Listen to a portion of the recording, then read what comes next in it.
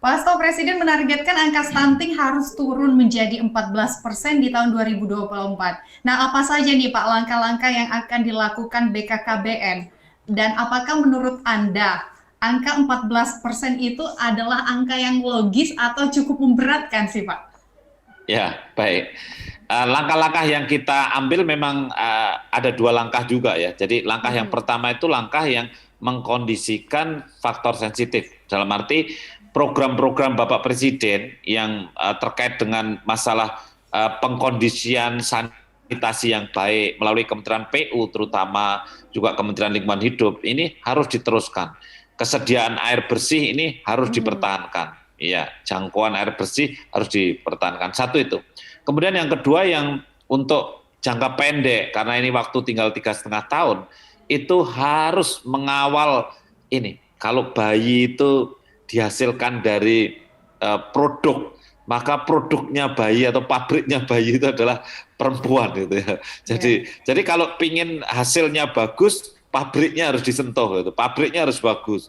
Nah, makanya menurut saya perempuan yang mau nikah ini harus dicek gitu. Mhm. Diyakinkan, dipastikan bahwa dia itu tidak hanya siap nikah tapi siap hamil.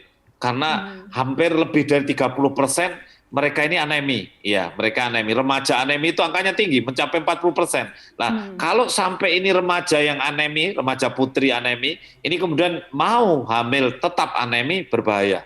Ya, Mhm. maka di-cut di situ. Jadi semua yang mau nikah harus periksa HB dulu, periksa HB dulu. Kemudian kalau HB-nya rendah, bukan diundur nikahnya, tetapi kalau Mhm. HB-nya rendah, kasih tablet tambah darah dulu, hamilnya yang dimundurkan itu. Nah, ini program ini penting, harus untuk semua, ya tidak hanya pilot project atau apa. Itu satu. Yang kemudian yang kedua itu ibu hamil. Kita ini di Indonesia kan ada 5 juta kurang lebihnya ibu hamil ya, setiap tahunnya ada 5 juta. Mhm. Jumlah bidan kita itu 450.000 yang tercatat di Ikatan Bidan Indonesia. Jadi saya ingin membagi habis ibu hamil, memang. Semua ibu hamil itu harus dikawal oleh bidan. Saya memang mengajukan anggaran untuk agar bidan ini diberikan anggaran untuk mengawal semua ibu hamil itu. Nah, Mhm. uh, ini penting karena apa? Deteksi dini terjadinya kehamilan yang tidak sehat dengan pertumbuhan janin yang kurang standar itu harus dilakukan. Karena apa? 50% yang stunting itu produk gagal. Dalam arti dari lahir sudah stunting gitu. Mhm. 50% dari kejadian stunting itu sudah produknya sudah under nutrition, under standar ya.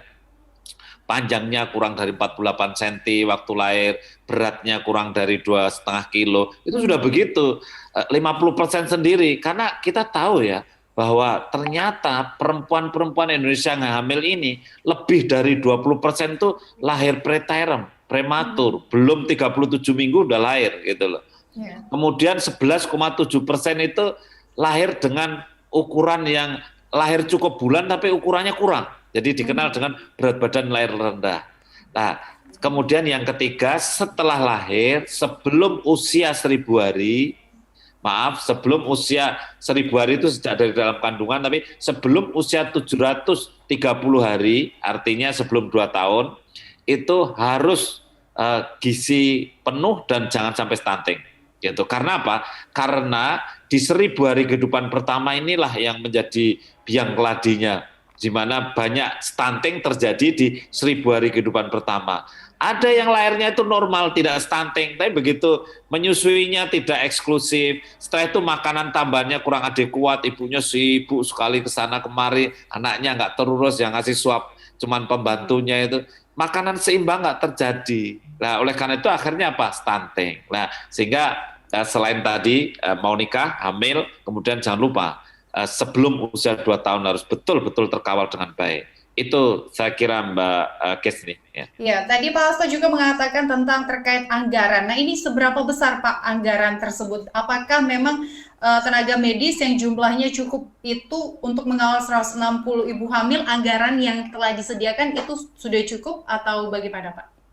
Uh, Tentu anggaran itu sifatnya apa ya, istilahnya fleksibel mestinya ya. Mhm. Dalam arti begini, kita kan baru ditunjuk oleh Presiden. Kemudian saya sekarang baru menyiapkan rencana aksi.